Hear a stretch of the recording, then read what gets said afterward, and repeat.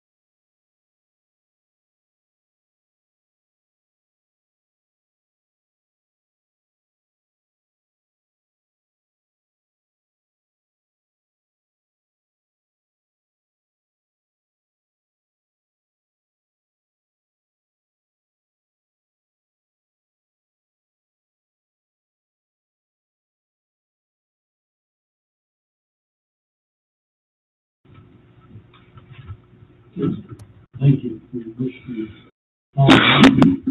support what we've been doing for next year, and hopefully it will be a bigger success again. Thank you. Is there anything else? All in favor of the consent agenda? Carried. Okay. This is 5.1. Huron, the Huron County engineer, is needing work. The CAOs of Huron County are here to discuss and talk about the report that was in the package. So, questions, or do you want to go ahead with part of the presentation, Steve? It's whatever you like. I can do a brief overview of the presentation. That might be good. Thank you. Okay. Thank you, Mr. Reeve. So this report that was submitted for your agenda is a report that I took to County Council on February 15th. On February 8th at a County Council meeting, County Council received a delegation with respect to a petition to install traffic signals at the intersection of County Road 25 and 4. Things regarding accidents, roadway geometrics, traffic, and pedestrian volumes were cited. And County Public Works staff were directed to respond with a report, which we did on February 15th, which you got tonight. So just a bit of background, as you can tell in the report, this was a road that was downloaded from the MTO in the late 90s. It has been reconstructed a couple times since 1970, and currently exists County Road 4 is on a super elevation as it's going through County Road 25, which means it's on a bit of a slope. There is a two-way stop at the intersection on County Road 25. Speed limits on County Road 4 are 50 kilometers an hour. Speed limits on County Road 25 are 60 kilometers an hour.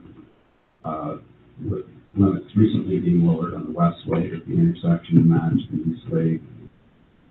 I think that's the recent development on there. There is one correction. I did mention the county council, and I have to say I haven't updated it, but the ADTs on County Road 4 are in the order of 3,500, not 743, and around 1,900 to 2,000 on County Road 25. So you want to make a note of that. And two recent developments, obviously, I'm sure you're all familiar with Tim Hortons and Cowell Brewery. Have generated some traffic on the intersection. Both submitted traffic impact studies to the county. They were reviewed with respect to existing and forecasted traffic volumes, and both studies concluded that traffic signals were not justified in terms of meeting the justifications, what we used to call warrants in the Ontario Traffic Manual, which is about 12. That's what we use to determine whether or not traffic signals are required. And looking at the Burnside report, which was for Cowbell, and the latest report, they did envision signals until the year, well, their period that they looked at was for 10 years to 2027. A little bit about signals, practice of installing signals for reasons other than right-of-way control is not recommended. They can cause excessive delay, increase air pollution, noise, and create driving frustration. Traffic signals is a control device rather than a safety device. That's important to note. They should not be used for traffic calming, limiting speeds. I can tell you that we have been, when we received the petition, I did contact the inspector, Huron OPP. We have done several traffic surveys, and as well as we have a speed monitoring device, so we can tell what speeds traffic are using when the police aren't there. And when they have gone out, they've had an average speed. Actually, our average speed that we measured was around 68, but when the police go out, there's very few tickets written. In terms of the warrants or justifications for signal control, I've listed them at the bottom of page 2. I note that the traffic studies didn't look at pedestrian volumes, so it's important. And also, we've noted that there's a lack of sidewalks in the area. I know developments kind of come along after, and that's something that you might want to look at in terms of pedestrian linkages and safety. We did look at both studies done by the consultants did not look at accident data. County Public Works did look at that, and we found that there were 7 reported accidents from 2014 to 16, and none of the accidents actually are what we call reducible accidents, i.e. turning movement accidents. They were either failing to yield or following too closely. Those are what they call preventable accidents, and they don't count towards the accident justification or warrant. And so that was one finding that we did find. Luckily, none of the collisions involved fatalities too. We do look at turning or angle movement type collisions. Those are ones that count towards that justification, so it's important to know. Haven't really had any concerns regarding the intersection. It's working well from a traffic point of view. Like comment we do get is snowbanks can accumulate like any other intersection, and they need periodically to go to sight lines. We do have on County Road 25 stop ahead and oversized stop signs, and they're also preceded by rumble strips in both directions. Street lighting, noted that there's a couple of street lights on the corners. No comments regarding street lighting. So we looked at options. We suggested to county council that we monitor traffic counts for the next 2 to 3 years to see if the justifications have changed. We did recommend, we had 2 recommendations. One was looking at flashing beacons on top of stop signs and stop ahead signs, or alternatively to install an overhead flashing all-way beacon, which is commonly used. The nice thing about that is you can alert traffic in both directions, so if there's an intersection ahead, especially it just helps alert the traffic on the main road, which is kind of out for. Unfortunately, that wasn't chosen. We have sourced out other flashing beacons, solar-powered ones. They are significantly lower, and that's something from an operational thing I think we're going to look at, and to improve the fine motors on County Road 25. And that's something we could do relatively easy within the operating budget, so we feel that would be worthwhile. Also, we're also looking at parking in the vicinity on basically County Road 25 and 4. We get a few reports of trucks parking too close, probably, and we're looking at maybe working with you on that to move that parking back a bit, just to open up the sight lines at the intersection. Signals, just the cost of the signals themselves are roughly $350,000. That doesn't include any regrading. We've got the super elevation we have to deal with. That might add additional costs if we ever look at that. And we did, just looking at other options, we looked at a roundabout, which is probably where they're a lot more costly. I'm probably saying the low end roundabout, which is $1 million to $1.5 million. And but that's something that could be looked at. So other than that, the other thing we have considered in terms of interim measures is we are looking at pavement markings. There are certain ways that you can put them kind of before they call them optical lines. We could look at something like that. It's a low cost. I think it just helps traffic moving in both directions because actually it helps. It's kind of a traffic calming measure, and that's something that we haven't implemented, but we are aware of the concerns of this intersection, and that's something that we could look at as an operational issue. And so the way it was left, County Council, they essentially said to continue to monitor traffic counts. We haven't reported back to County Council since then, and we're in the process of getting counts now. Yeah, no, just through you, Mr. Chair, I would echo what Director Love is saying in terms of the monitoring. The county is continuing to monitor the intersections, but in your feedback in relation to progress to date.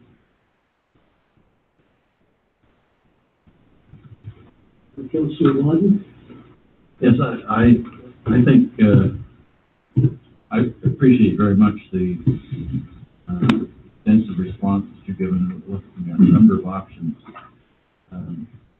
One of the things that really concerned me throughout these months is the fact that neither the OPP nor the county were giving us any feedback.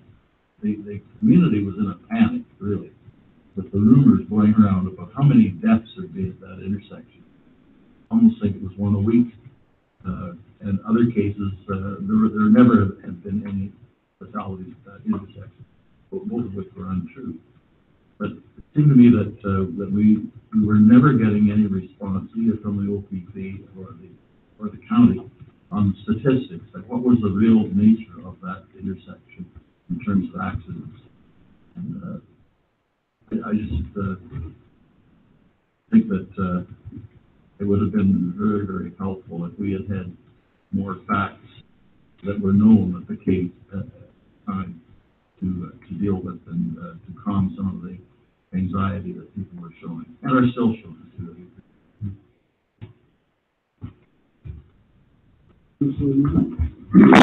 First off, I'm going to say I'm extremely disappointed because what I was hoping you would come here and actually tell us what has gone on in Northern traffic counties, and all you've done is regurgitate a February 15th, 10-month-old report to county. I know what was in the report. I've read it before. I didn't need to reread it again, but I wanted to know what's happened subsequently since February when they rejected your suggestions. The suggestions might have been good little short-term interims, and that may be fine. But what I want to know is what happened with those traffic counts. As Councilor Vaughn has pointed out, there's all kinds of stories and myths about that intersection. Yes, we know there have been deaths in the past. There have been accidents. There was a severe accident weeks ago, and resulted in 2 people being taken to hospital. I've never ever said that traffic lights were the be-all and end-all final solution to this problem, but the point is that right now we just keep sitting here regurgitating the same rubbish over and over again, and we're not doing anything. I don't see us moving forward. We've done nothing with traffic lines. There's a right-hand turn lane going southbound on County Road 4 that has never had arrows or proper signage in the first place. Several months ago, I almost got broadside on the right-hand side by a transport truck that went down through the right-hand turn lane. While I was waiting for a car to turn left, and as I proceeded ahead, he went in the right-hand turn lane and almost took the side off my car. There are more near misses in that intersection than any place I've ever seen. And the only reason there are not more severe issues is because the residents are aware that it's a bad intersection, and they're very cautious around it. And yet we still have a problem. As we have tourism at those 2 places and people who come into the area that are not aware of that intersection, we're going to see the increases. And I think we've already seen them, but again, we don't get them reported. Mr. Alcock informed me that parking on both sides of the road on County Road 4 and 25 were bylaws in place to prevent that. And yet there is no signage. I asked that he place signage. We have no signage. I sat there the other day. I went down to Tim Hortons and I sat there and watched an OPP officer sit there, drink his coffee in the parking lot of the gas station. Well, there were 5 vehicles parked, according to Mr. Alcock, illegally, both on the south and north side of 25, on the west side, on the west side of 4, south of 25, on the east side of 4, on the north side of 25. So there were transport trucks blocking sight lines, stop signs, everything. And nobody's enforcing it. Is it illegal or is it not? Do you know that? Do you know what your county bylaws are? To you, Mr. Chair, we are aware of the issue, and we are looking at that currently right now, and we are aware that transports are blocking sight lines, so we are going to be following up and looking at moving on back as I can include the frequency. Well, I asked you a specific question. Is it illegal, yes or no? I'm not aware of the bylaw on there, so that's something we have to look at. Sorry, I can't answer that. Mr. Chair, I would just say that in terms of our responsibility to County Council, the direction that we had received was to continue to monitor, and once a significant change had been identified, we will bring that information back to them, and we'll follow through with the recommendations that they have for us in terms of dealing with the infections. These problems of parking were brought to your attention a long time ago, well before the petition was even put in. I had conversations with Mr. Alcock about that intersection and parking of transport trucks before, when the previous restaurant was there. But nothing happened. And here we are now, 3 years down the road, almost 4 years down the road from that point, and we're talking about the same thing again. I asked the question, how much longer are we going to drag our butt before we actually take some definitive action? And these are your roads. Yeah, So you are the ones who are responsible. And yet when I ask the question, you can't even give me a straight answer and tell me, no, there is no bylaw. Or yes, there is a bylaw for against parking. And now again, to me, that's coming unprepared. The details of the bylaw I'm not exactly sure of what bylaw you're talking about in this instance, Bill. I know that in the planning stages for the Tim Hortons, there was extensive information questioning where parking could happen, and that I know that there was a lot of people disappointed that there was more restriction on the parking on the side of County Road 25. But in my viewing, personally, I thought that there was too big an area left that transport trucks could park, obscuring sight lines of the corner. I know that there was transportation engineers did the design, and I can't comment whether they took all facts into account or not. All I can do is say that the county is monitoring, and hopefully that we have some solutions coming forward.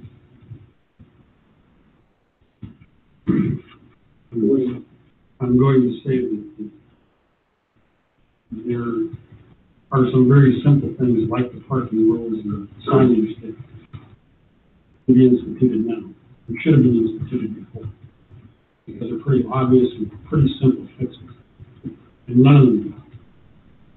So I understand everybody's frustration, and I myself am becoming increasingly frustrated with the lack of movement. We can monitor things until when? We have no definitive deadlines. We just say we're going to continue to monitor the situation. Till when? Next year, the year after, 5 years? I want to see some timelines here. I want to see some things resolved and resolved quickly. And that's one of the first ones, because there have been transport trucks parked on all sides of the road in all directions, 4 and 25, constantly. Certain times of the day, just it was in the report that there is 2 to 3 years of monitoring is definitely going to take place, and that as Steve has already mentioned, that there's a number of things that can be done, and that there will have to be monitoring to see if they change any of the effects of traffic at that, so that I think we can be assured there will be monitoring for a significant amount of time until we get things better there. Yeah, I would like to answer. Mr. Alcock told me that there was county bylaw prohibiting parking, and he told me that. In no uncertain terms. Now the question, is there or isn't there? And if there is, why is it not being enforced? Through Mr. Chair, there is a county bylaw. We are reviewing that, and as I've indicated previously, we are reviewing prohibiting parking. I know there's provisions within the Highway Traffic Act too, and I think that that's something that we do know that we'll be following up. Councilor Paladino. Yeah, Steve, I like your recommendation here of the flash beacons, because I apparently research a bit on just warrant maybe topic. So I guess move it along as quickly as you can. I guess I appreciate it. Thank you. Mr. Chair, just through you, the information was brought forward by the county engineer to county council, and their recommendation at that time was for us to continue to monitor the situation. Their wish at that time was not for us to install the flashing lights, so just to make that clear to the Huron County. So this still has to go back to county council. So So the idea is that we would follow up with a report. We said we are in the process of the traffic counseling analysis, and we have to get back to the county council on that. So can't say much more about the report. As I also indicated, though, is that there are some low-cost, such as the flashing lights on the stop signs and stop ahead. We are doing that with several other intersections in the county. We sourced out a lot cheaper piece of hardware, so that's something that we are looking for at that intersection, as opposed to the status quo. Councilor Knott? The question to you is, you had traffic counters out there. What were the results of those traffic counters as compared to from years ago? I can't discuss that right now. We're analyzing them right now. I don't expect a lot of change, but that's something we'll have to look at.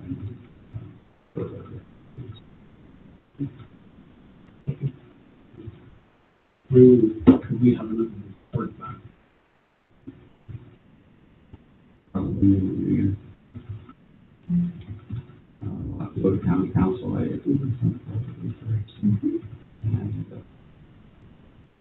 we'll be looking at, if I can get something to county council in January. That would be really technical.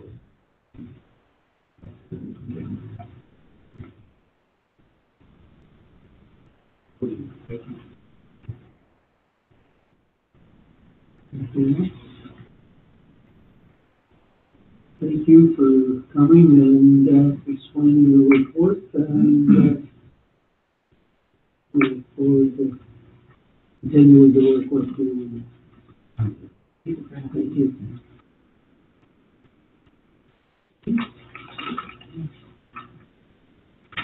Moving to 6.11, which is a meeting bylaw for 292 Hamilton Street. Laura, could you explain a little bit on this, please?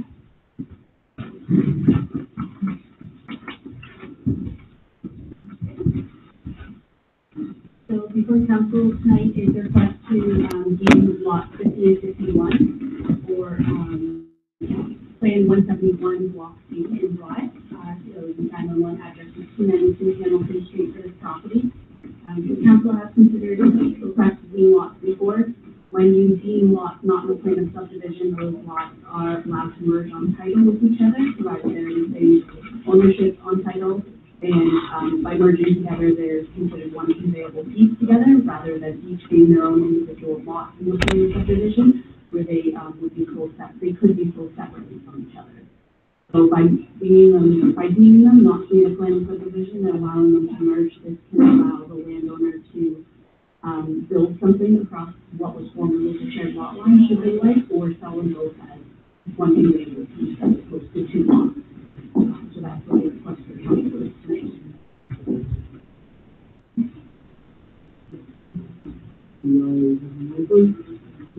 Councilor Knott, Councilor Hallahan, any discussion? All in favor? Carried. Okay, 6.12, proposed amendments to source protection plan. Can you give a short on that as well? Okay, so this is the proposed amendment from the Solid Waste Valley Source Protection Authority. So they're going through and the plan came into effect in April 2015. So they're going through and looking at some of the policy changes that have come from basically feedback as the policies have been implemented over the years, and as well mapping that needs to be updated to reflect some of the technical changes regarding the wells that exist throughout the county. So the two policy amendments that they're proposing, one is to look at how currently when there is any planning application or any building permit of any type for any request in the wellhead area, in the wellhead protection area from A to C, that application is required to get a restricted land use permit from the risk management official. They look at what the applicant is proposing, either for the planning application or what they're planning to build with the building permit, and they assess the risk to possible contamination to the source water that would eventually reach the well in that area. And they issue the Section 59 permit, which is the restricted land use permit. At this point, all applications are applicable to getting the Section 59 permit. They're proposing to implement a policy change that would allow the municipality to basically filter what type of applications are required to get that restricted land use permit. So, for example, an application for a deck that's adjacent to a well might not necessarily have the same source water threat considerations that a new commercial building would. So they're looking at possibly making it easier for applicants to go through the process so that it's not as long and it's not as many applications being scrutinized. So that's one of the policy considerations. And the other policy consideration and proposed amendment is changing the amount of years that someone who is doing an activity near a wellhead area or in a wellhead area near a well from 3 years to get their risk management plan up to 5 years. And that's just allowing that landowner more time to get that risk management plan done so that they can identify if they need any mitigation measures for any of the activities so they don't go with water. And then specifically mapping change for North Huron is just updating the wellhead protection area mapping for the black well. Those are the specific changes. Thank you. Councillor Rodden, Councillor Westwood-Domingo. Is there any discussion? All in favor? Carried.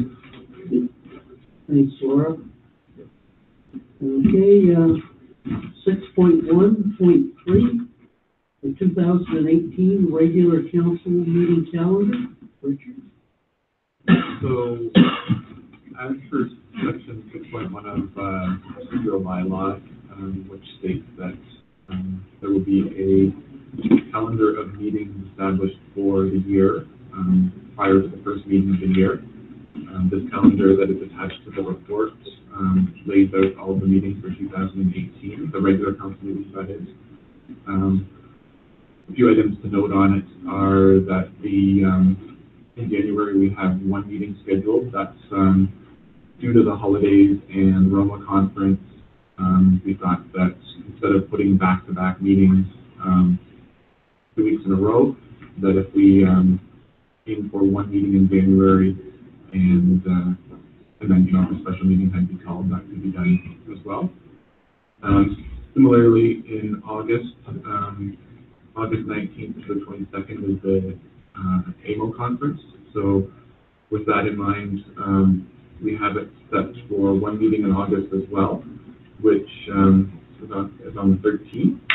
And so to compensate for that, on July, because the July 2nd is a holiday, the meeting would have been bumped to the 3rd anyways. So to maintain the spacing between the meetings, we're proposing that the meetings in July be the 2nd and the 4th Mondays of July. And then again, just the one meeting in August. Other than that, the regular schedule as laid out in the calendar. So the recommendation with that report is that the Council of the Township of North Huron hereby receives the December 4th, 2017 report of the Clerk/Manager of IT regarding the 2018 regular council meeting schedule for information purposes, and further that Council approves the 2018 regular council meeting calendar as presented and directs the clerk to advertise the 2018 regular council meeting schedule. Campbell, Allen, Councillor Westwood-Domingo. All in favor? Carried. Okay. 6.1.4, traffic bylaw update. Okay. So for this report, it's regarding the traffic bylaw, which has a number of schedules attached. In the schedules, it lists every location where there's a stop sign, any kind of street sign, accessible parking, community safety zones, all of that sort of information is listed in the schedules of traffic bylaw. So as street signs or other items are added in the field, these have to be captured in the bylaw itself. So more of a housekeeping item just to make sure that the bylaw, the paperwork follows what's actually out in the field. And the recommendation with that one is that the Council of the Township of North Huron hereby receives the December 4th, 2017 report of the Clerk Manager by P regarding traffic bylaw amendments for information purposes. And further, that Council directs the clerk to prepare a bylaw to adopt the amendments at the December 18th, 2017 council meeting. Councilor Knott? I will so move that you have to make one amendment to this on Schedule F. In reference to Scrooge's Food Market for the handicap. Since it subsequently was sold the name Scrooge's Food Market will be removed from the building of the unit to provide food market, so to avoid confusion. The alternate reflect the new. Other than that, I'll move. I'll second, but I have a question. Okay. Noted for the second. Go ahead with the question. I noticed that there's only one stop sign on Morris. Question is why there is not a stop sign at Road 25.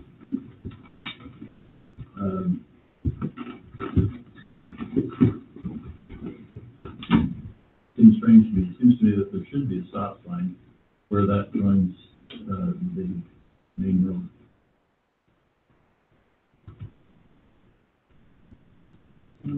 It's Something to look into. something that we may have to check on. But,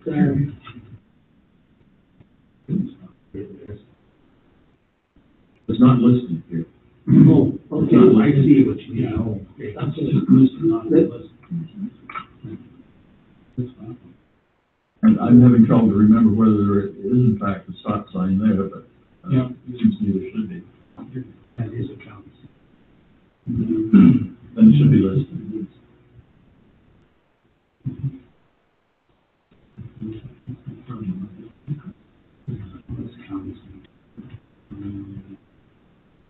Okay. But it will be investigated anyway. Call the county back. I don't know, you go west. Actually, looking down the list, but probably easier. I know Gypsy Lane is not there, so all those intersecting streets that are heading 25 are all considered county. Okay. So, Gypsy Lane is not on here.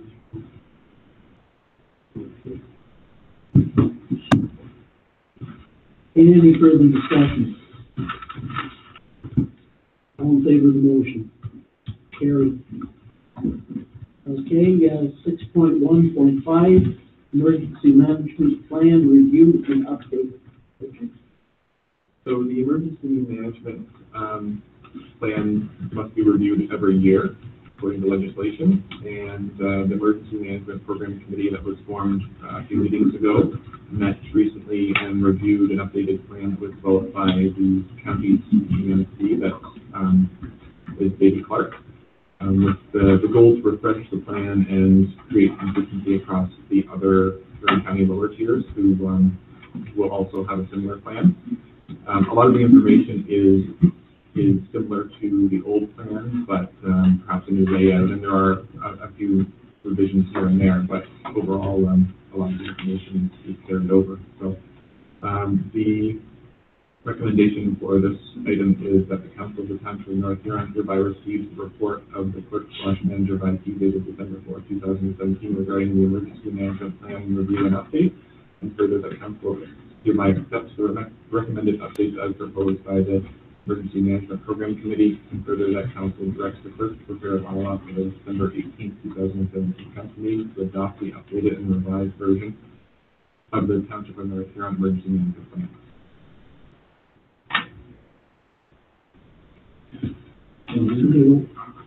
Okay.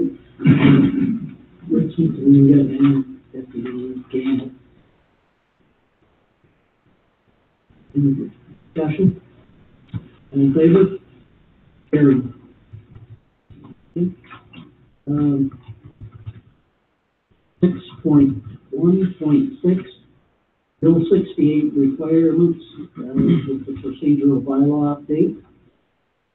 So for the Bill 68 requirements, there is a staggered implementation for the requirements of Bill 68. Any of the requirements, including the codes of conduct items and that surrounding the integrity commissioners, doesn't come into force until March 1st, 2019.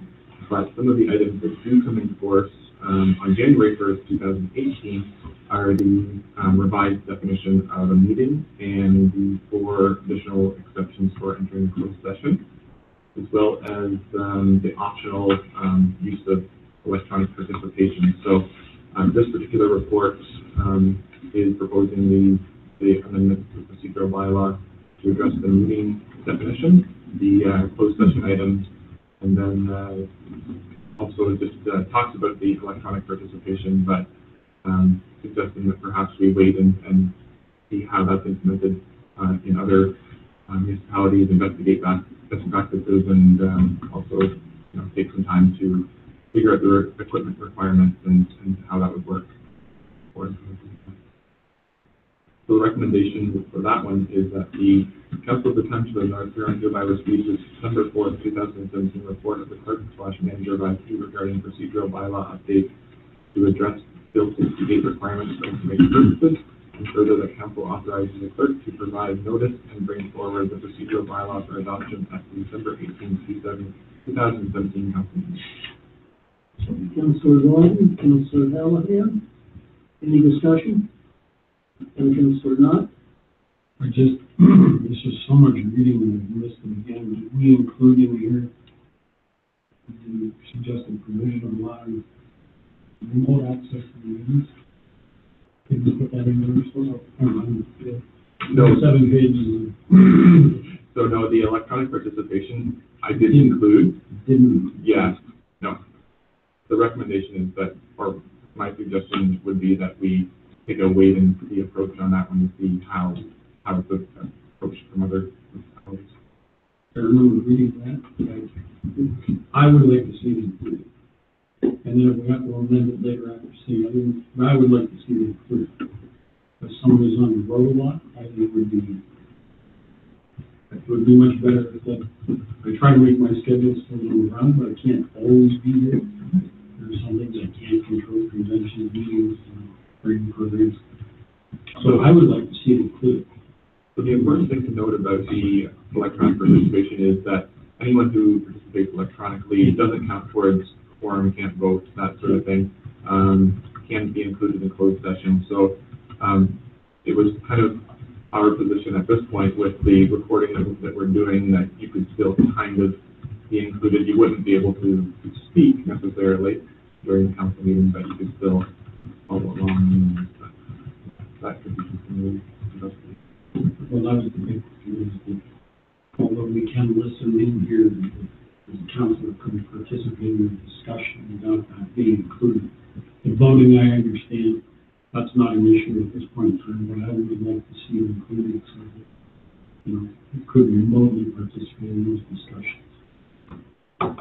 So perhaps that's something that we could investigate further and for a future revision, if you were okay with that, Councilor Knott, just because there would be definitely some things to look into there, equipment-wise and policy and how it's put together.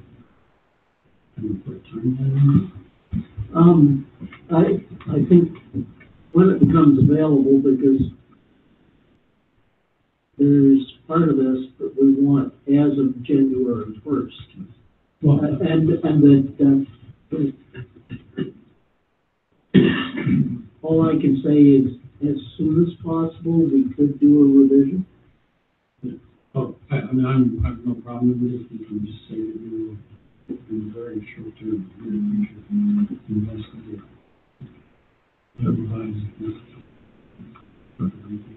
I'm quite willing to accept it with that provision. So you're saying that the motion be amended? No, I'm not asking you to be amended, just saying that I would. The understanding. With the understanding that we are going to the inclusion of the remote participation, the requirements. Okay, all in favor? Carried. Okay, moving to 6.2.1, 2008 draft rates, fees bylaw. Donna, you want to give a short synopsis? Yes. So we don't have a lot of changes at this time. I have summarized the changes there, and I did note them on the draft bylaw. We're in the process of taking a full review of this bylaw, but we needed to get something in place for January 1st.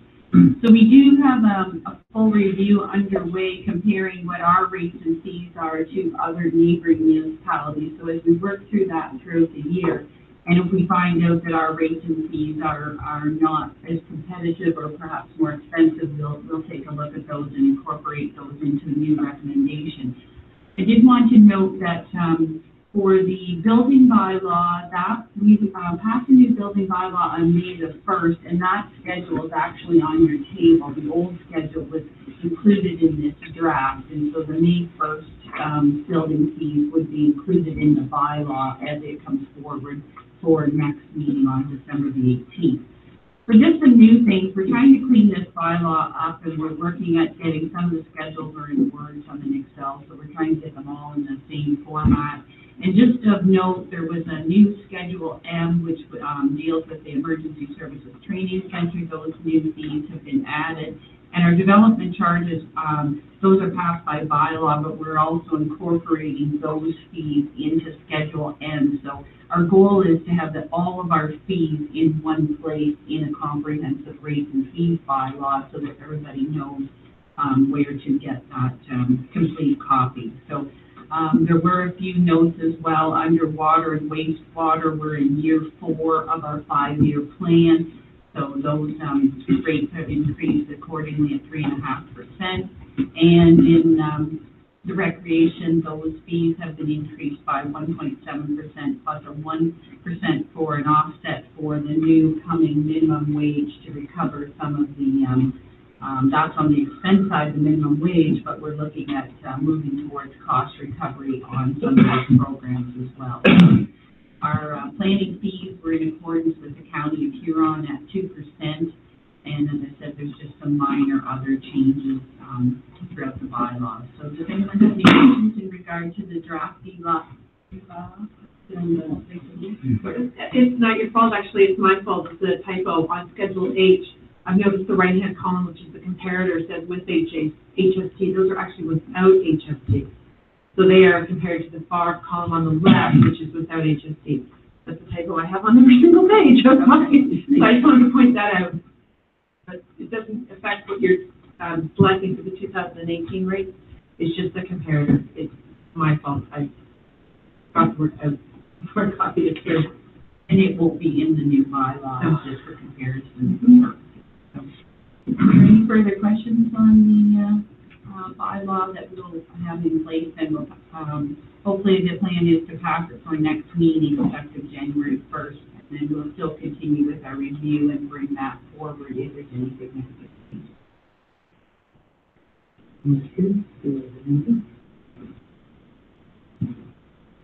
Councilor Biden, Councilor Smith-Dominga, any questions? All in favor? Carried. Thanks, Donna. Moving to 6.3.1, the Aquatic Center renovation update. And it was nice to have an official opening on Saturday.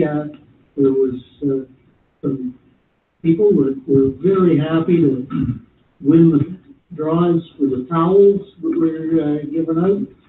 And the pool really looks new again. The 17-year-old pool that had a liner that had some problems almost from the beginning. It's nice to have that cured and taken care of now. Looks real good. Pat? Thank you. I wanted to just mention that we have Ferdy Gall in the gallery tonight. He is the President and Chief Executive Officer of Acapulco Pool.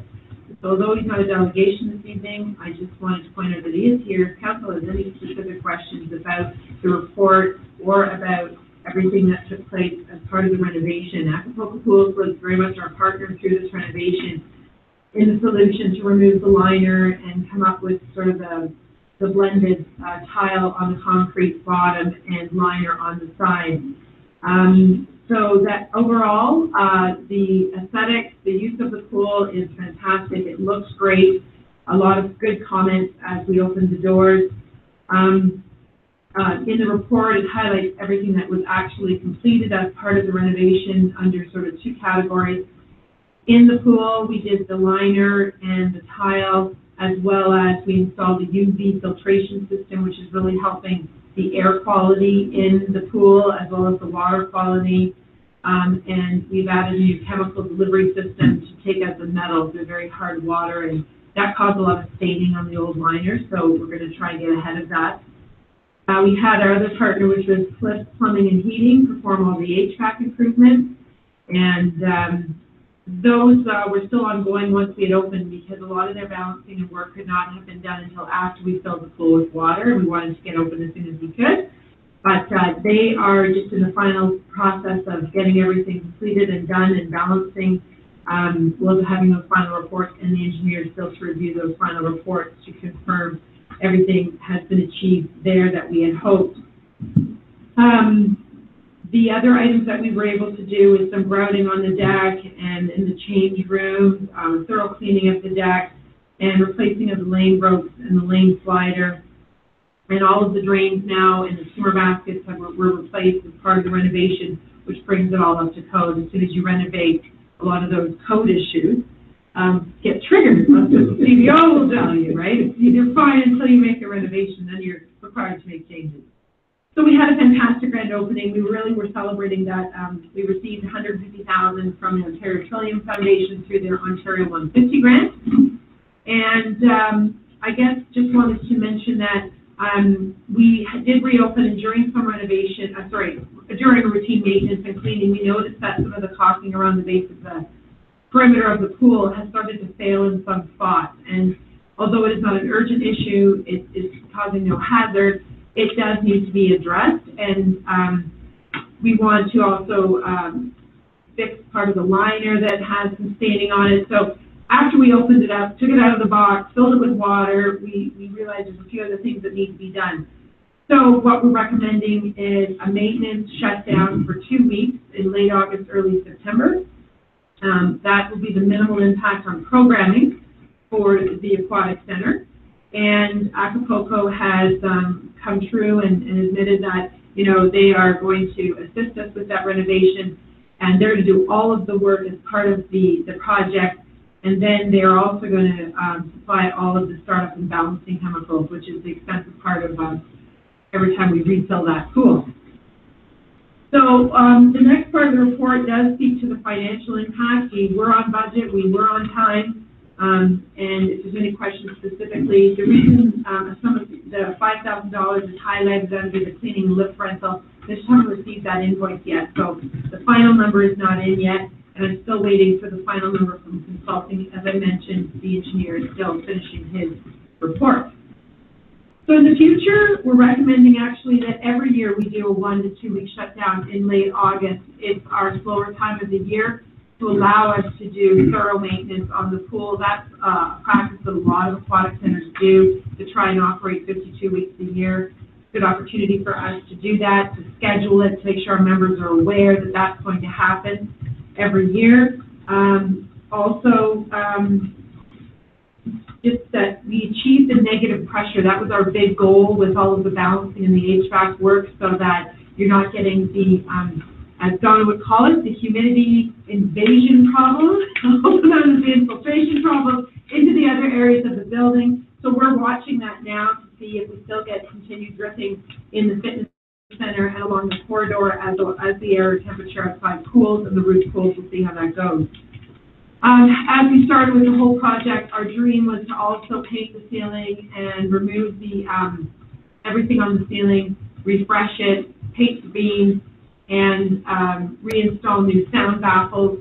Time did not permit that. We would just be opening in about 3 weeks. We would still be closed if we had tried to encompass all of that in this work. We also didn't have the budget to complete that. So it's our intention to move the money unspent from this project into reserves, continue to build those reserves and plans for that in 2020. So, as I mentioned, Bernie is here from Acapulco. Is there any other questions from council? I have been asked a little bit about, what are the numbers like? Did we lose a lot of members as being shut down for 11 weeks? And in fact, the numbers are not showing that. As far as members that are on pre-op, which is sort of our standard way of measuring consistency in membership, our average is normally 146 over the past 4 years. We're at 142 presently, so we're right on track for this time of year. And snapshot of October, utilization was up by 5% for the 3 weeks we were open, and in November, utilization was up 3%. So in November, we had 2,992 visits this year, and in November 2016, we had 2,900 visits. So we're right on track for participation rates as well.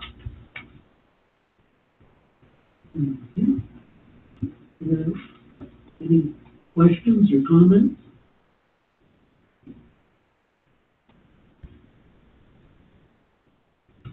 Well, I'll say thank you very much to Acapulco Tools. That it is really nice to have what we consider a partner working with us. So thank you. Thank you very much. It was a pleasure working with the group, and you can be assured that we'll stand tall for anything that occurs. Thank you. Thank you.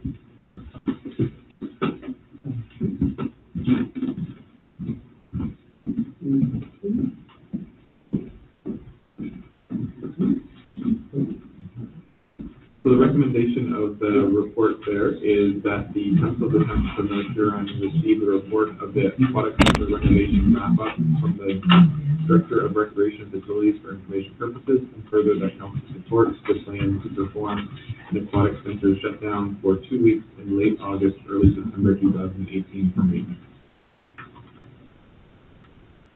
Deputy Ray Campbell, Councilor Ritz Matananga. All in favor? Carried.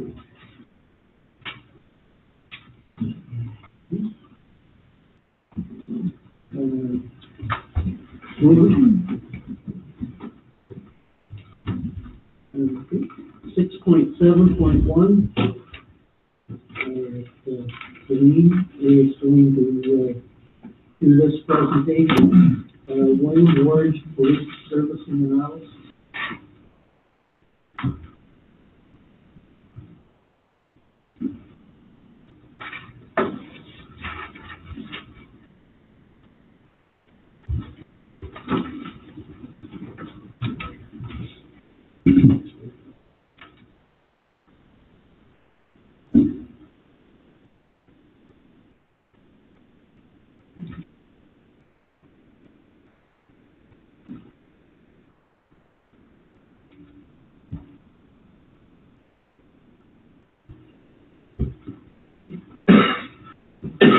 And members of council, but this is easier to present in a PowerPoint presentation rather than through a written report. Certainly a written report will be coming at a later date. The presentation here provides an overview of three service options for the member wards. The purpose of the presentation is to assist council in deciding whether COPT proposals should be investigated further. As this presentation will show, there are some financial benefits to OPT solutions, but there are also some concessions in the case of those units. It is recommended that the OPT be invited to the next regular meeting of council to present their OPT billing model in more detail. And I'd also like to mention, perhaps before I start, that the information numbers in the presentation are based on what we know today. So this is current as of today. So just as a recap,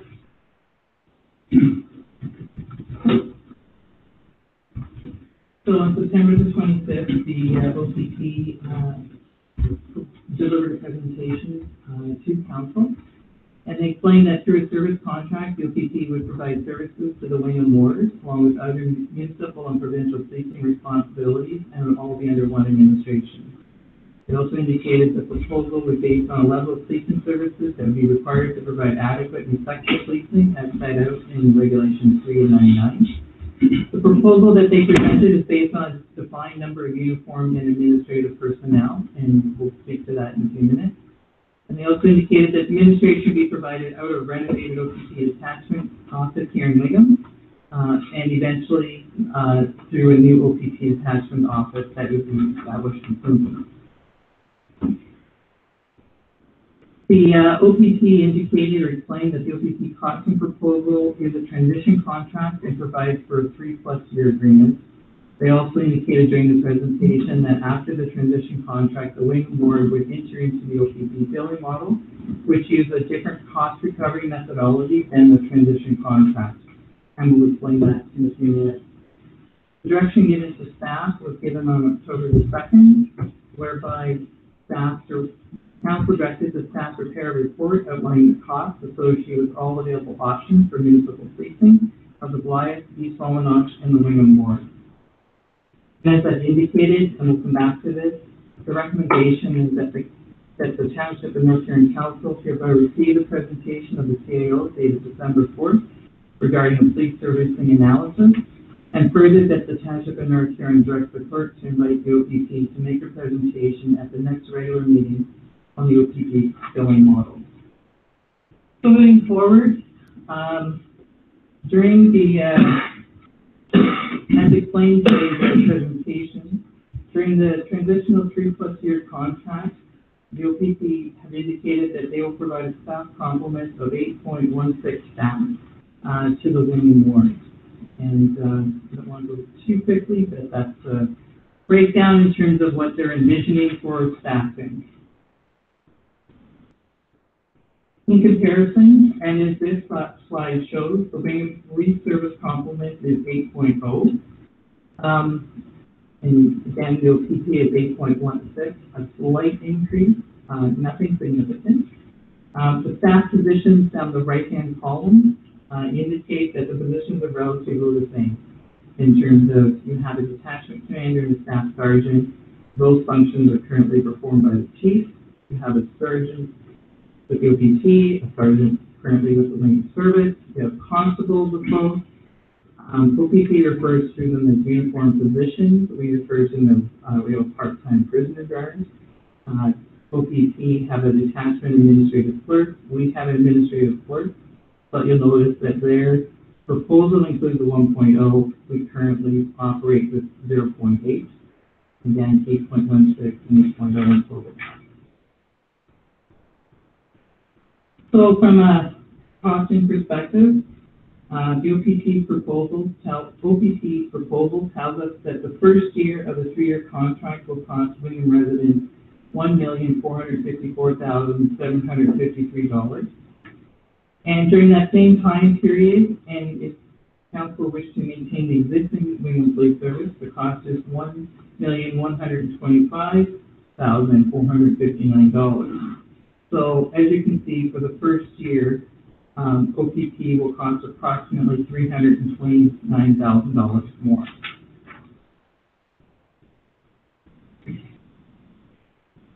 In that first year, we also need to bear in mind that if council was to decide to move to an OPP service, there would be one-time exit costs. So these need to be factored in when we're looking at our first year. We have severance payouts, we have payout of bank time, possible benefits for up to 1 year, termination of a dispatching agreement, and pension top-up. In terms of payout of bank time, so you'll notice that the estimated cost of the one-time exit is in the $450,000 to $480,000 range. And the reason for that range is in terms of the payout of bank time, it will depend on how much bank time the officers have at the time that we were to decide to go. So it's difficult to predict what that cost would be at the time, should council decide to go there. In terms of the third bullet point, possible benefits for up to 1 year. In the association contract, there's a provision that says that we're required to provide benefits for up to 1 year, or until such time as the individuals become or receive benefits from their new employer. So I need to investigate in terms of would there be any gap between the time of, from the time that an individual should they become an OPP officer, between the time they leave our service until they go into that service and when their benefits kick in. So that's something that needs to be a little bit more investigated. And the final item is the pensions hotpot. There's a provision that says that basically if they're disadvantaged by the switch or by the change, that we're required to top that up. And we're currently working with Dawn, the Director of Finance, and we're working through our own retention plan. We're trying to iron that out. So that's why you'll see that, that 450 to 480, but we know we're going to be in that ballpark.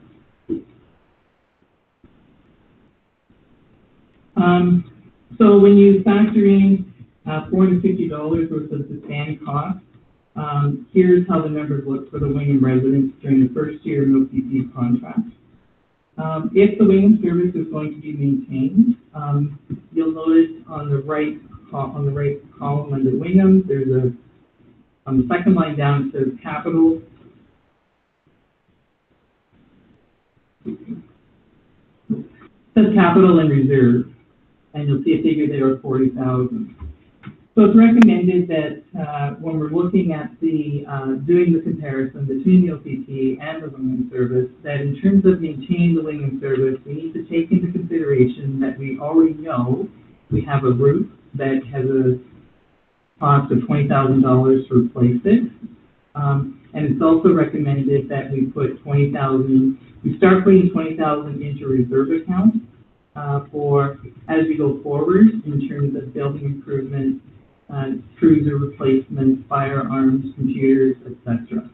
Then we start building a reserve account that we can then draw from when we need to. So you'll see though in terms of OPP, when you look at say the 2019 of 1.4 million, adding in your one-time exit cost of 450, your year one costs are 1.9 million. Under the Wingham service, maintaining that is currently 1.165. So what this slide shows is a summary of a 3-year transitional contract and includes $450 towards the standing cost. So if you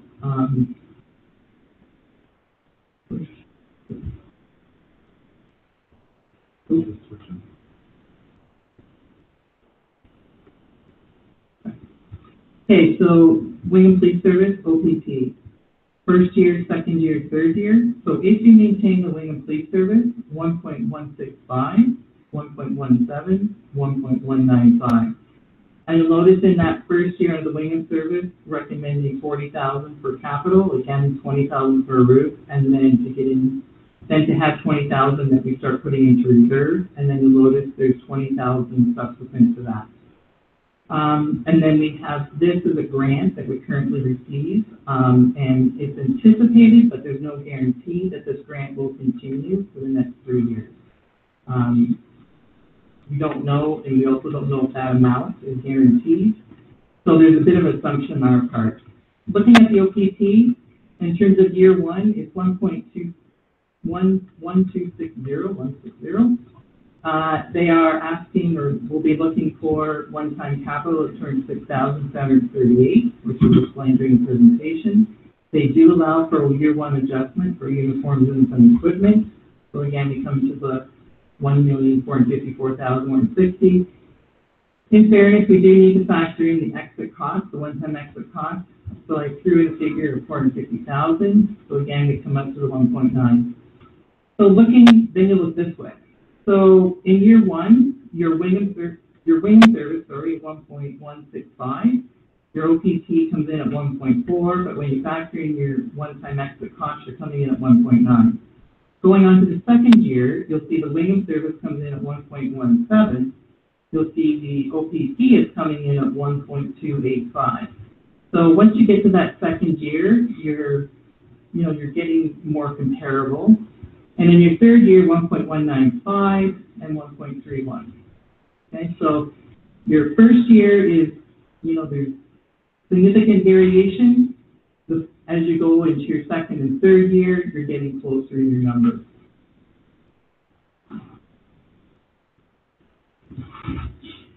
Okay, so we also need to, in addition to the first, second, and third year, we need to look beyond that third year. We need to get into the year 4 and beyond. So this gets us into the OPP billing model. So just as an information piece, the OPP and the province engaged in extensive consultations with the Associated Municipalities of Ontario during the development of the new billing model.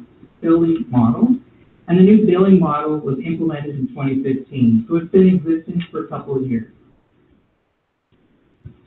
The billing model is provincially focused and divides the majority of municipal policing into 2 categories.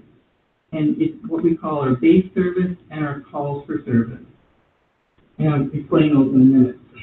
But I think it's just important to know that when you're doing the billing model, there's two key pieces that need to be looked at and considered, which we have done and which else should be part of. So talking about the base service, just as, so everyone understands what this is. This is allocated on an equal per property basis. This fee includes legislative activities, so this is things like crime prevention, officer availability to respond to emergency calls for service 24 hours a day, general and directed patrol, victim assistance, proactive policy, so this is your RIDE programs, your traffic safety, your community policing, officer training, administrative duties, and it includes all your inspector and your staff sergeant positions.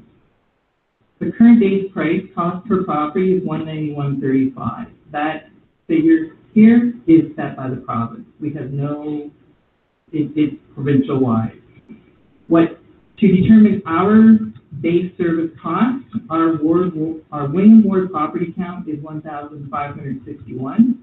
So when you take the 191.35 times the 1561, if we were to look at 2017, because that's the data we have currently, we would be looking at a base cost of $298,267. Okay? Then we move on, and as I said, there's 2 parts, base cost and calls for service. This is the calls for service. So calls for service costs represent costs related to reactive policy services that usually require a police officer's attendance. Municipalities are billed for the actual number and type of reactive calls for service. Municipalities pay a proportionate share of the total municipal reactive calls for service. So when you're looking at calls for service based on usage, includes crime calls, so these are your assaults, your break and enters, your mischief, your drug offenses. It includes your provincial statutes, so these are calls related to mental health act, trespassing, landlord-tenant disputes, motor vehicle collisions, property damage, personal injury, general calls for service, so this is your false alarms, your lost property, your missing person. Important to note that this does not include incidents normally generated through proactive policing. So, thanks to Chief Poole did me a huge favor, and he went to the OPP website and he found the tool that is to be used by municipalities to determine the calls for service cost estimate. This was not an easy task, and he spent many hours doing it.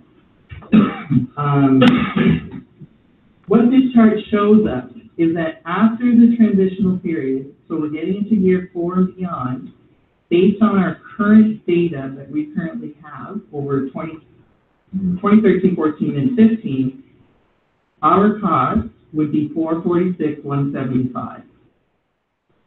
That would be that's our estimated call for service cost as part of the OPP billing model, which is year 4 and beyond.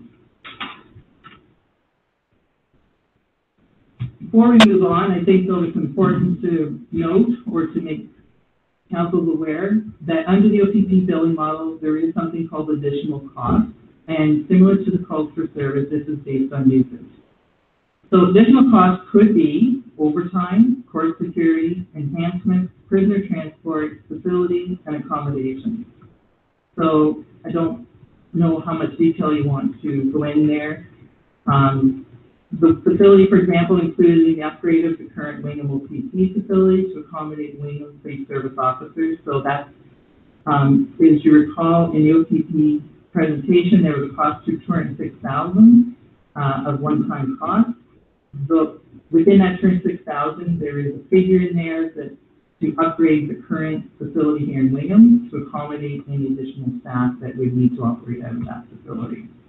And in terms of accommodations, municipal portion of a provincially owned detachment facilities and cleaning costs, they're allocated on a per property basis, but those again are above and beyond the base service and the calls for service. So, if we roll this together, our base service, as I previously indicated, is $298,697. Our calls for service, based on the data that we currently have, is $446. Our subtotal is $744,872. I then looked at potential additional costs, and one of the costs that jumped out at me that I think we may be incurring would be around the overtime. So I took the overtime costs that we have been working with on our we've been working through our 2018 budget, and through our 2018 budget, we have an allocation in that draft budget for overtime. What I did was I took the salary and added on the benefits, determined our overall cost. I came up with a figure of $60,000. That's purely based on, our current data. And then in terms of revenue for court security prisoner transport, we do get, I'll call it a grant back from the province for that, and $2,900. So this is showing that under the OPP billing model, we're looking at about $800,000. Okay? So when we get to year 4, we're looking, this is projecting an $800,000 cost.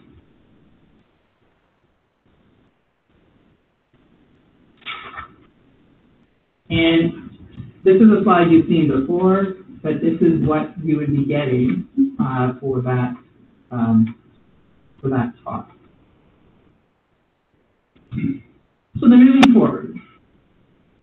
Now I want to take your attention, draw your attention, and do a projected. I did a year-by-year comparison between the OPP service and the RAM service.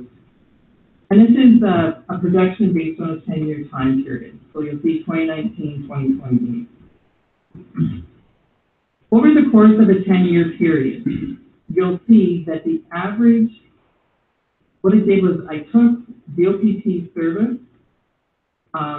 the cost, and then I did a 3-year transitional contract, which is your figures here, minus this 450. And then I started at year 4 and started factoring in the billing model. So then I took the billing model from years 4 until year 10. And what this told me is that over the course of the 10 years, we're looking at $10.4 million it would cost us $10.4 million for OPP policing. And when you work that out on an annual basis, it works out to $1,046,327. So then I went to the Wingham service, and then I looked at the kind of 2019, and then worked it all the way through. It would cost us over the 10 years $12,597,256, which works out to an average year of $1.259725. Then I went over here and wanted to see what's the savings. How are things going to look after the 10 years? So what this shows us is that in the first 3 years, if we were to decide to go, if council would decide to go to the OPP, it would cost us actually money here. $289 in our first year, $115 in our second and our third year, not taking into consideration the $450,000. So that's above and beyond those figures. But you'll see when you get down into year 4, though, you'll see that the OPP are indicating the service would be provided for $800,000.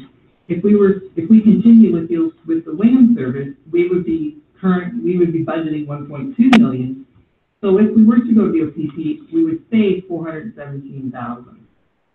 So then I based that out over 10 years, and it shows me that over the course of the 10 years, we would save $2.1 million, and over on an annual basis, we would be saving $213,398. Okay? And that's an average over the course of the 10 years, recognizing that we would be paying in the first 3 years, for lack of a better word, but once you hit year 4, that's when you start seeing your savings.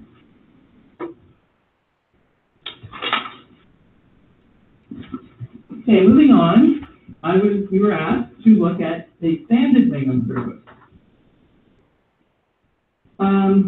So you'll see, just for reference purposes, I left this position OPP, Wingham Police Service, and then I've added this column, expanded Wingham service.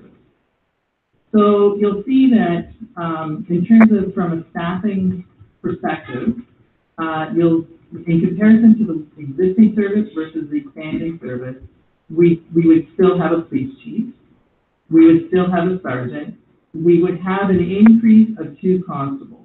We would be looking at 2 additional staff. In addition, we have 0.2 for a part-time prison, but if we're taking on a larger territory and geography, it seems natural that this would be bumped up, so I bumped that up to 0.4. Administratively, we have right now 0.8 of an administrative clerk. With the added territory, we would definitely be going to a full-time. So as you see across the bottom, the OPP here is 8.16, 8.0.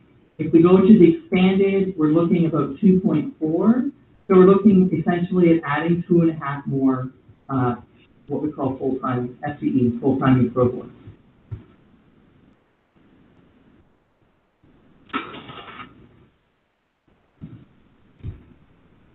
I'm going too fast.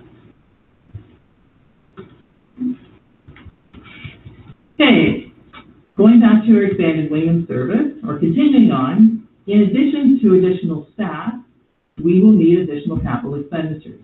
We will need a new cruiser, or another cruiser. We will need new firearms for the additional officers. We'll need to outfit those additional officers, and we'll also need to get radio repeaters. So our total capital expenditure in that first year, should we decide to expand, would be $78,300.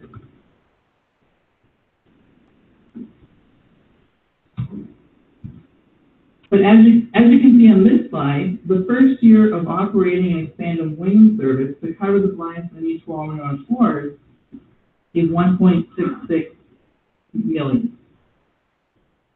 And it's noted at the bottom, this figure does include the one-time capital expenses, of $78,300.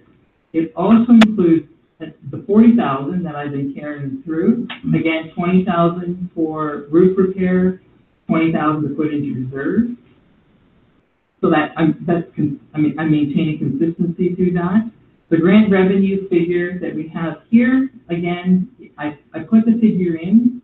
There's no guarantee that will be maintained. So if that is not maintained, or if that's lower, for example, then this figure would be bumped accordingly, bumped higher or lower.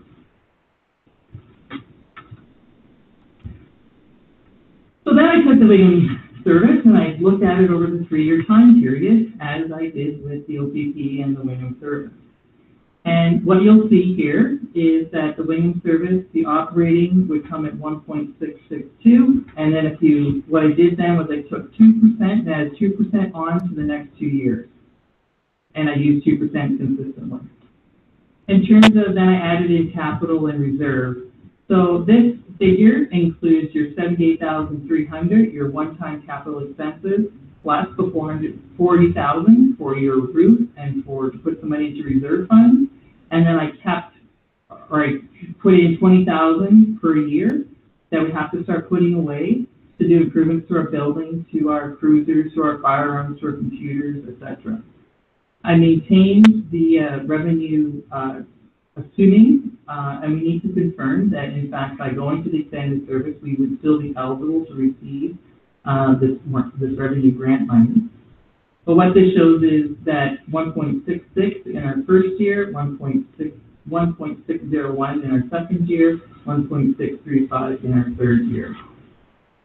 So, and if you want to kind of have we are currently paying approximately $323,000 for the OPP to police with lives in East Wallanosh Ward. So that's a piece of information that we wouldn't have that cost if we were to expand the service. So then, similar to what I did with the others, I looked at the same time period and I applied a 2% increase. I included $20,000 for capital improvements annually. And as you'll see, the average cost, so take this, I've added 2%. I've added in my $20,000 capital reserve, and I've come to a total of $17,301. And again, if you average that over the 10 years, it works out to $1.7 million is what we'll be paying per year should we decide to expand the Wingham service to include Blythe and East Wallanosh. So with that information, I then looked at the projected cost summary for each of the three options over a 5-year period. So I just chose 5 years. So this is the OPP cost, the Wingham Ward. This is maintaining the existing service, and this is the expanding the service. So in our first 3 years of our contract, the OPP 1.4, 1.2, 1.3, and I've added on 2% in the second and the third year. We then flipped year 4 into the OPP billing model, so I used the figure of 801. But then in the 5th year, I then started, at this point, I started adding on that 2% again. So total over the 5 years would be $5.671 million. Following it through on the Wingham maintaining the existing service, 1.1, 1.7. Again, you'll see all the way through, I basically took the base cost here and I just added on 2%. So this would run about $5.99 million. And then with those expanded service, 1.6, and then similar to this model, that I just added on the 2%, 8.2. When you average it out over the 5 years, the OPP would come in at 1.134, the Wingham Ward would come in at 1.198, and to do the expanded service would come in at 1.6.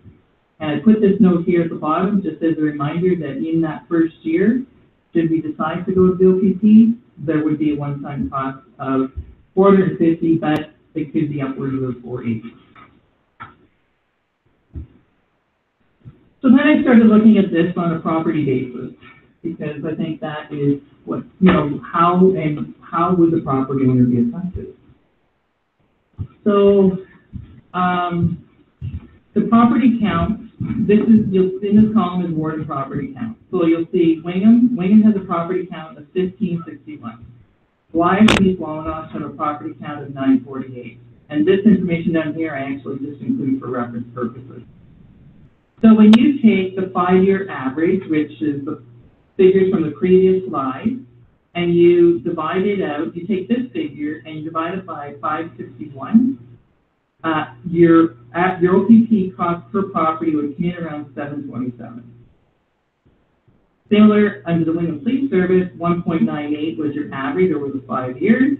It would work out to 768 per property, and when I say per property, that's for Wingham residents, for both of these.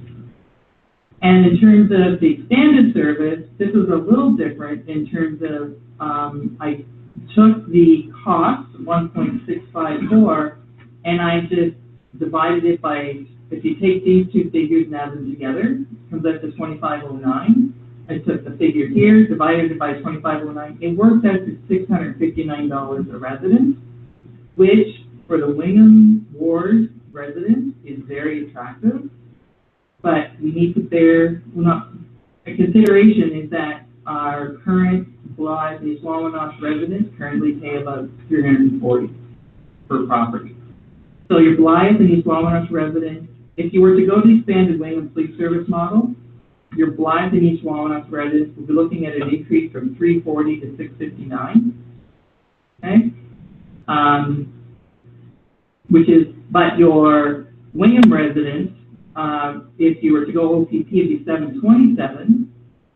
Wingham would be 768, If you went to the expanded service, and again, spread the cost out over more residents, it would come in at $659, which would be very attractive to your William residents, but it would result in an increase almost double for your Blythe and your East Wallanosh residents. Go ahead. Okay. But I just want to understand, currently for OPP, what they receive now and what they would get with the Williams fees would be very different, right? They get costing, right? Like there's servicing that they would get. Like why the East Wallanosh currently receive from OPP services would be different than what they would be paying for if the Williams fees services, they would get the same level of service that we have. Yes, whatever. I think you have to make that aware that, yeah, we'll be paying $200 more, but they're going to get $200 more service through that. Yeah, so whatever service is provided to William residents, that would be extended to Blythe and East Wallanosh.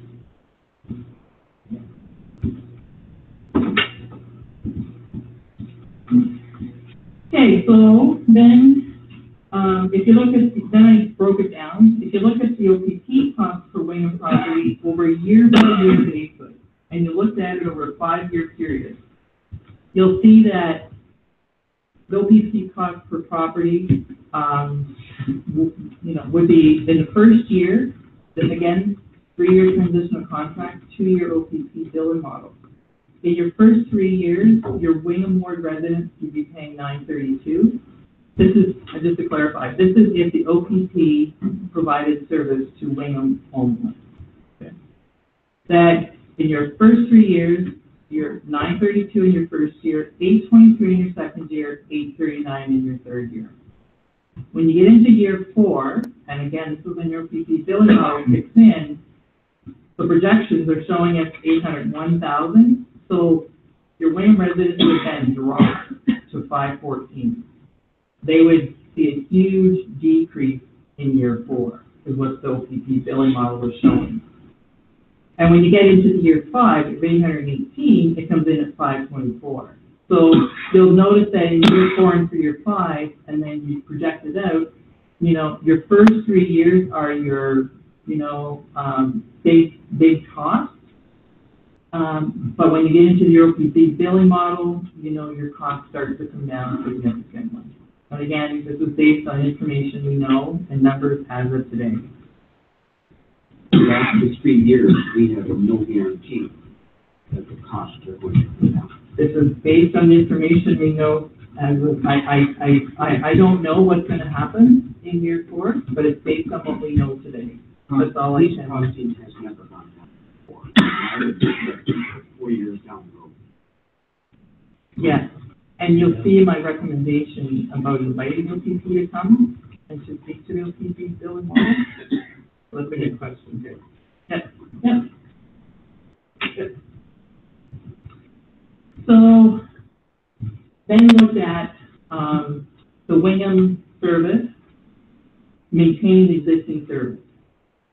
So your William Ward cost per property for the next 5 years, again, I just add on 2%, $746. $749, $765, $781, and $796. And I worked that out that if you look at the average cost per property, it would be around $760, and that would be an increase of approximately $50 from the current rate that William residents are currently paying. And then if you look at the expanded service, and again, this is looking at it, 2,509 property owners paying their share, evenly divided out. The cost for every property owner in North Huron, in terms of, would be paying $664, and that would matter whether you're living in East Wallanosh, Blythe, or Wingham. So in that first year, it'd be $664, $638, $661, $664, $678.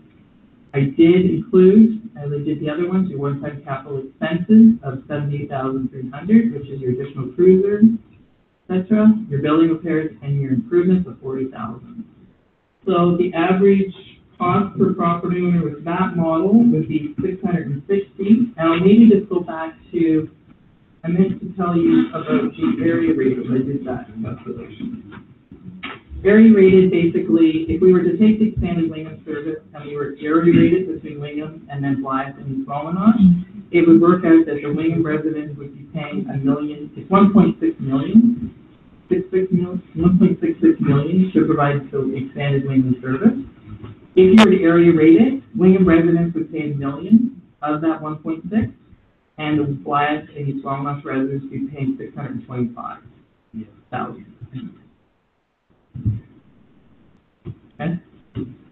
If you were to decide to go to the expanded model and you were to decide to area rate, that's kind of what the numbers would look like. So in addition to your costs, there's other things that need to be considered as you go forward. One is the future of the Wingham Police Facility. Another is the ability to remain competitive and the ability to recruit personnel. Also need to take into consideration any future provincial requirements or standards that may come down the pipeline.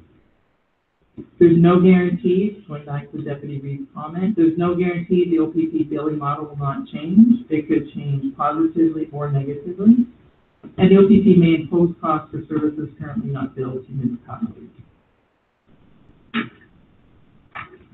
So if you bear with me for just one more. The average cost of OPP and Wingham policing for the first 5 years is comparable when you look at it over the 5-year time period.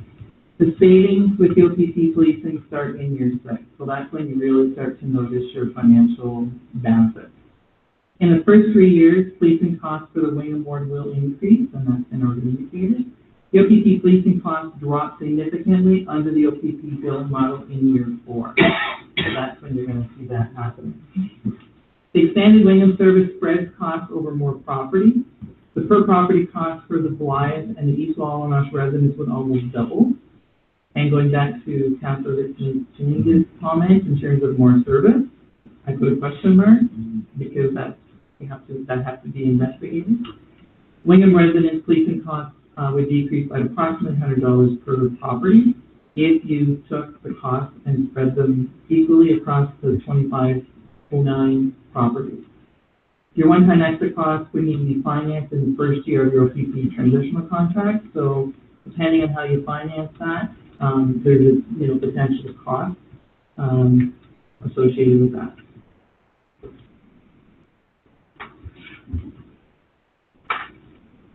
So going back to my earlier slide in terms of the recommendation is I'll maybe just read again, but the North Huron Council received the presentation regarding the police servicing analysis, and that I'm of the opinion that we should invite the OPP to make a presentation at the next regular meeting of Council on the OPP billing model. We have the numbers on the calls for service, we have the numbers on base service, but I think it would be beneficial to understand, have a better understanding of that model and what those numbers mean.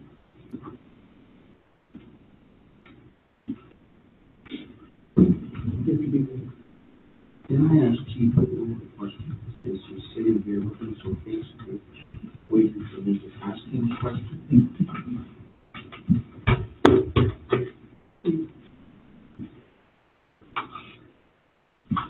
It's clarification. My clarification is, what difference will the service be from what we're getting now to what we'll get if you guys take over? Okay? Because we are presently under, what is it, 10.1 Wingham's under, and we're under, whenever they can show up, that's how it is. No. Yeah. All those years in the police board, we still don't have the numbers right. William's under Section 37 Police Services Board right now. And Blythe and East Wallanosh are Section 5.1 facing the OPP, and that we don't have a contract with them. Basically, the OPP billing model that will come down in the years, but that's what East Wallanosh and Blythe are being billed as right now. So they get the base billing plus the calls for service. if we were to go out there, and do the policing there, we have to have two people on at all times for backup purposes. So it'd be one doing Wingham and one in East Wallash and Broad.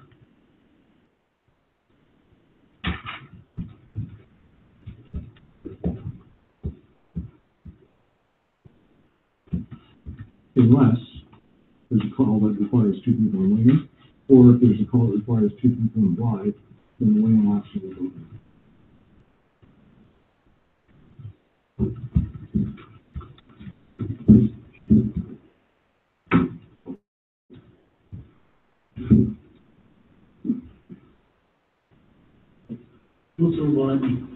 What's the thinking behind even considering that we would stop area grading these trucks? There's no thinking at all. It was simply, as I was going through it, I just, to get the economic benefit, applying it evenly across, it's just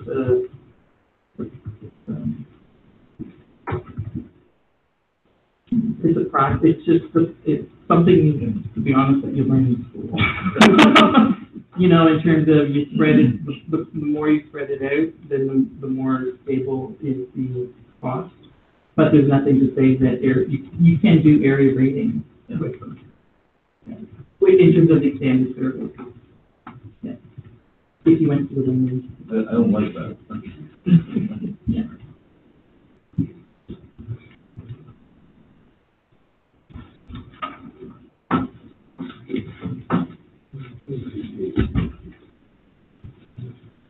A motion to accept the report for information and request the OPP building model for the OPP to provide further information if possible. Yes, but I think it should be a public meeting.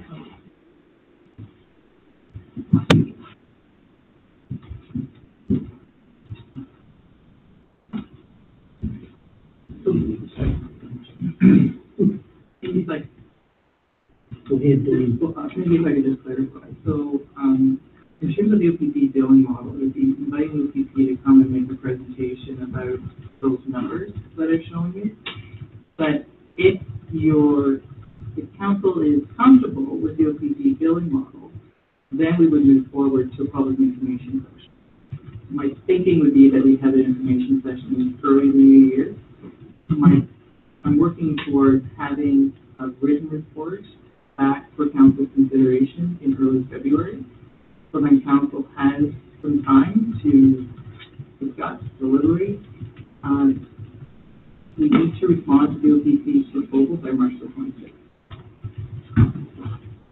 So I don't know if that clarifies anything, but we can certainly, in terms of having the OPP come and do the presentation as a public forum. I mean, council is public, but we can certainly move it. Yeah. I think there is enough momentum to do it if we should. We can certainly do it. Bill? I'll second. Second motion. To receive and request? Yeah, and honestly, I don't think the open billing will all large audience, because when you have your OPP back again, probably January, that's all, but regardless, I'll second this. Councilor, Yeah, I was just going to say that the suggested motion speaks to the next regular council meeting for this presentation, so just want some clarification. Yeah, just some clarification. So that would mean that we would be holding the entire council meeting upstairs. So there would maybe be some challenges there in terms of the video and that sort of thing, but I really don't understand As long as there's a public meeting. Yeah. But, you know, subject to council direction. other meetings for All in my here. Or is it just me? It would be whoever wanted to attend. It would be a public meeting. So in terms of the public meeting itself, it would be, the OPP would be invited. It would be likely that staff would make a presentation, and the OPP would make a presentation, and then there'd be opportunity for the public to ask questions for the information session. And because we're looking at the Wingham board, I would suggest we hold the information session in Wingham, simply because Wingham residents are the ones that are potentially most affected by the decision. Potentially. But, I mean, there's nothing, if we can hold more than one public information session. So in terms of, and that's something, a discussion we can have. We can have one Wingham, one salary, one block, but really it's the Wingham Police Service that. Well, I feel probably up in the theater, that is one of the big venues that we have that we can accommodate a large number of people, large number of ratepayers that would be interested. Probably as good a site as we have within the municipality. So I don't think there's any question that it would be in this building. Or a public, special public meeting. The venue, one floor up, would be an excellent opportunity. Can we hear the motion again? I'm not clear what's your presentation. So the recommendation is that the Council of the Township of North Huron hereby receives a presentation of the CAO dated December 4, 2017 regarding a police servicing analysis, and further that the Council of the Township of North Huron directs the clerk to invite the OPP to make a presentation at the next regular meeting on the OPP billing model.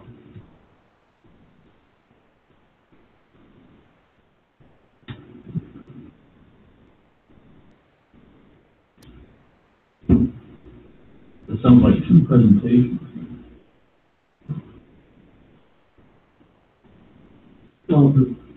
Councillor Knott? Councillor Bunny's kidding. We're asking them to explain the billing model, which will kick in 3 years later after the contract, just so we understand the billing model. Market. It's not to do with the actual transition period or anything else we're proposing. It's just about to explain how the billing model is structured. Okay. That's really about it. Okay. Right. That's how I would read it. Yeah. So, and then the meeting in January then would be a public meeting for everybody to discuss the actual proposal from the OPP with police.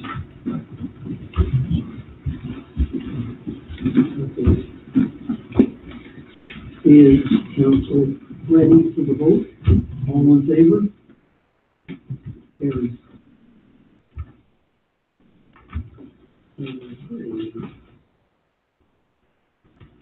6.72, the ESTC organizational review.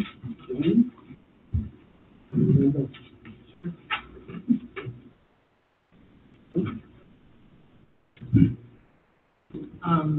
So the motion reads that the Council Township of North Huron hereby receives the report of the CAO dated December 4th regarding changes to the organizational structure of the ESTC, and further that the Council Township of North Huron hereby approves the recommended changes to the organizational structure of the ESTC, and further that the Council Township of North Huron hereby directs the CAO to amend the job titles and job descriptions of the Director of Emergency and Fire Services position and the Vice Principal Assistant Chief position to reflect the organizational change to the ESTC which has been approved by Council.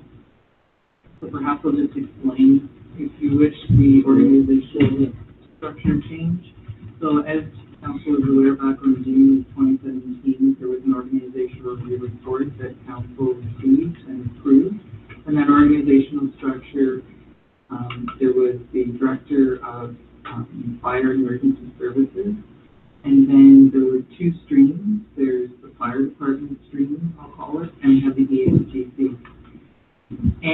the chief and the individual, the vice principal and assistant chief title of the ESD reported to the director of emergency and fire services. And what's been observed is in terms of the vice principal and assistant chief has been assisting with the fire department on different aspects of that service. And the direction from council is that the primary responsibility of that position is to be the ESDC.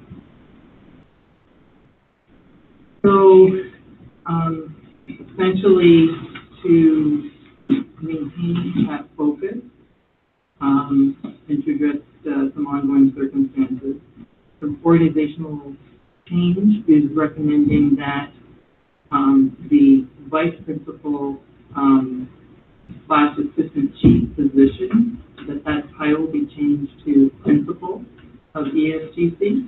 So that person would be responsible for the ESGC as council has intended. And the job description would be revised, basically removing all references to fire suppression services. On the flip side, under the Director of Emergency and Fire Services, the reverse would occur in terms of any references to the ESPC would be removed. That job description is focused primarily on the fire suppression services.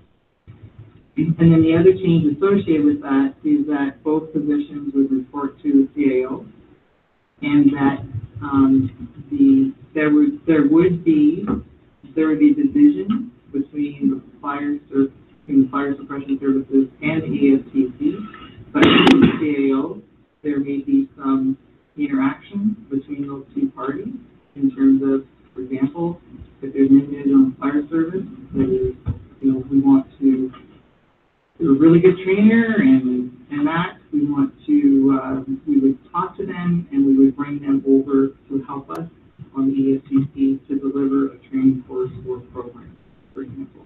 But there'd be a divide between the two, but through the CAO, there would be some interaction between them. That's in a nutshell. And it's also proposed in the job description that the on-call be reinstated into the Director of Emergency and Fire Service.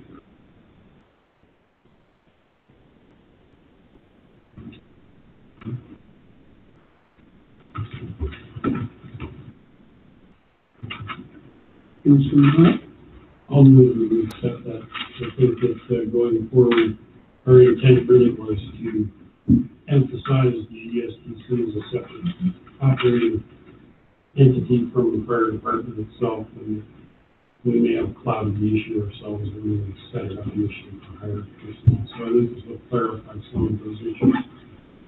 So I will put forward ours that we accept the recommendation and proceed with this.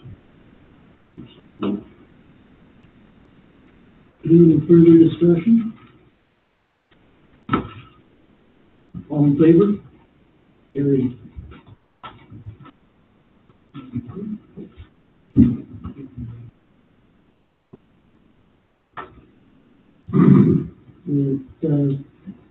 Basically, moving to 8.1, reads activity report. It was, as I mentioned earlier, very nice to be at the grand opening, a reopening of the pool on Saturday, and it was just nice being there. In the interest of the time, I won't bore anybody else on other things that I've been doing, and moving to 8.2 is your council member reports. Okay. That would take us right through to bylaws 10.1, bylaw number 108, 2017. Richard? So this bylaw is that bylaw number 108, 2017, being the bylaw to be 50 and 51 in registered plan 171 not to be registered. He introduced read it first. second, third, and final time, signed by the reading clerk and be engrossed in the bylaw. Councillor Vaughn, Councillor Knott, all in favor? Carried. Okay. Moving to 12.1, proposed budget meeting dates, December 20th and 21st, 2017. Donna, do you want to Yes, please. take a shot at that? Yes, thank you. So we'd like to get these first meetings set up to get working through our draft 2018 budget. And so we're looking at either back-to-back on December 20th and 21st, or we're open to any suggestions. We could actually go, if you wanted to work through the morning and then have a break for lunch and then work on into the afternoon on the 20th or the 21st, or start later in the day on the 20th and continue later, and or do that for 2 days in a row. So we're open to any suggestions, but we'd like to book those 2 days to get moving through the budget. Deputy Reed. I have a conflict on the 20th at night. There's, we need to go to anything else. I conflict both with my children's house. Is there a possibility of daytime either of those days? Possibly.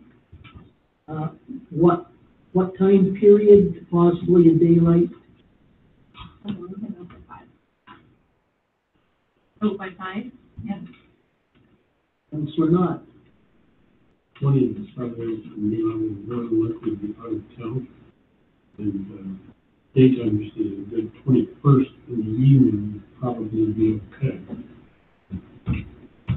Or 22nd, perhaps in the afternoon.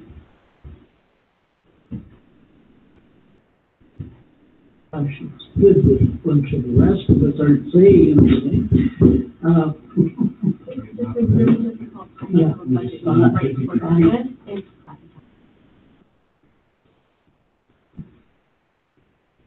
I'm available anytime. I'm retired.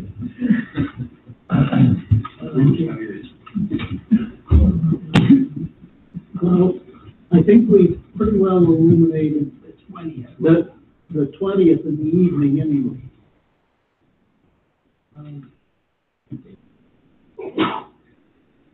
The 21st, as long as we had Yolanda out by 5, and Bill, you were okay on the 21st? Ross, you're available in the evening on the 21st, not before 5. I would return 22nd. The Friday. Friday would be okay. Any time on Friday workable or not?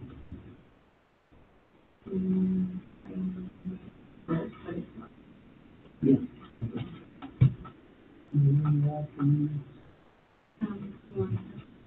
Morning preferably.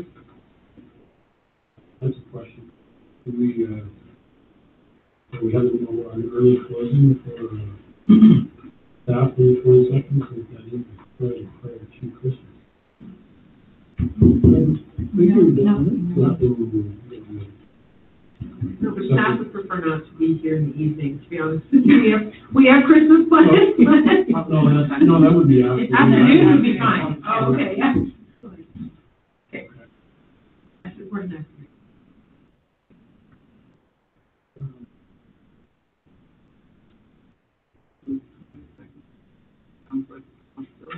Yeah.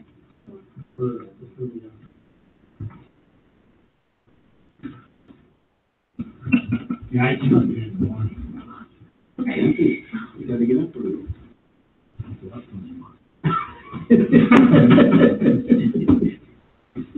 All right, so once we get started. If we, I think we've got to do one of the meetings in there, even if one or two of us can't make it. And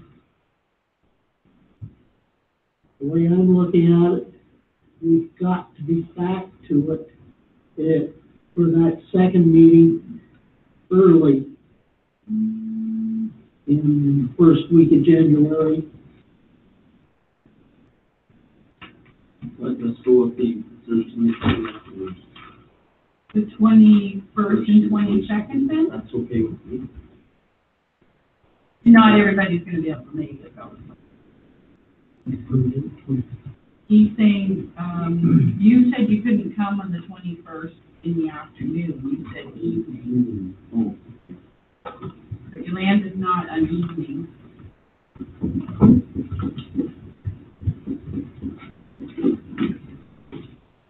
video conference. Just saying. Did you want to start on the Thursday and the Friday, even though not all will make it, or you want to just go for the Friday afternoon? So it's pretty important to the budget. We're all stands, we gotta set a date for the whole meeting.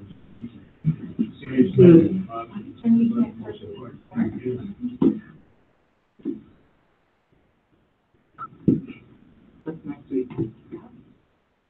You won't be ready now.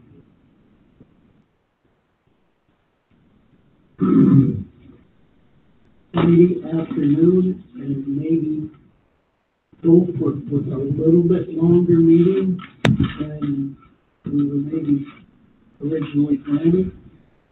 On the Friday, the 22nd. Yeah. Yeah, like what time could we get started? Could we get started at 12:30? Well, Is it 12:30, and have it one day. Rather than We won't get through it all in one day. I know, No, we sorry. wouldn't necessarily, but, if we started 12 or 12:30, we could have a good shot at a number of the things. Yeah.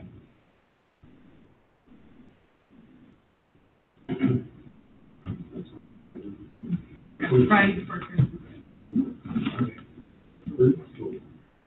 12:30 Friday, December 22nd.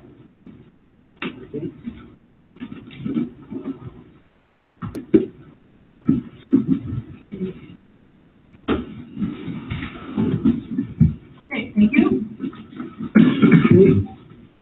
And moving to point 13 on the agenda, closed session, and reporting up, motion to go in camera, Councillor Callahan, Deputy Reed Campbell, all in favor?